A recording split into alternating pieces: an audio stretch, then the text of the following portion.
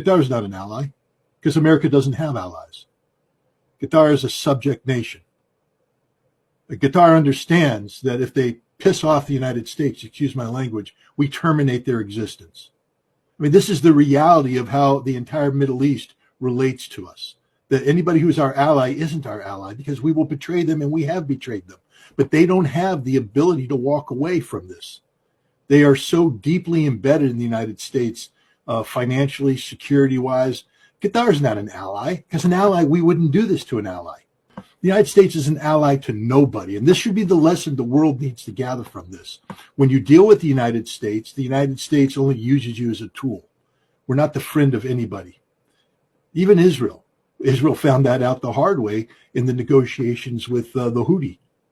We agreed not to bomb you. You agreed not to sink our ships, and we left Israel hanging because we don't have allies. We don't have friends.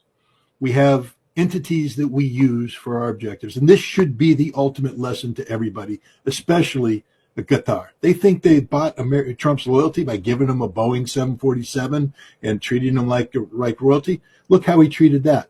No, this is humiliating as an American, because as an American, I'd like to believe that we have the ability to be friends and allies with people, but not now. Nobody can trust us. We simply cannot be trusted anymore. Not a damn thing. They won't do anything. What can they do? They're going to recall their ambassadors. They're going to launch a demonstration of force. They're going to evict American forces from their soil. They won't do a damn thing. You might hear some screams out of Turkey, but at the end of the day, Turkey's a NATO member who is not going to divorce itself from the United States. The Arab world will make some noises, but they won't do it. Why? Because not a single one of them supports the Palestinian cause. Not a single one of them is going to sit there and be seen as aligning with Hamas.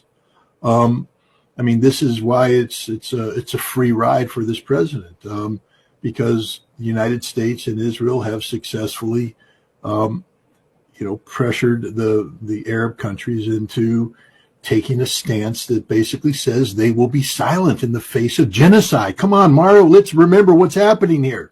Genocide, active, ongoing genocide against the Palestinian people, and the Arabs haven't said a damn thing. They're doing nothing. And now you expect the Arab world to jump up and scream because Israel took out or tried to take out Hamas leadership?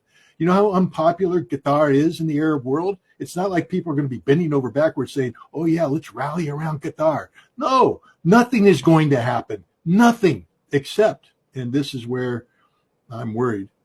If I was an American negotiator, I would resign right now.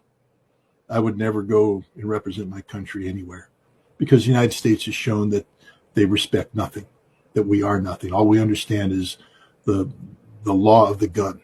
And we've just legitimized terrorism. Okay? Whatever moral ground we wanted to take about October 7th, it's gone, finished. We never again can speak up about international law and the niceties of law. We just legitimized everything Hamas did.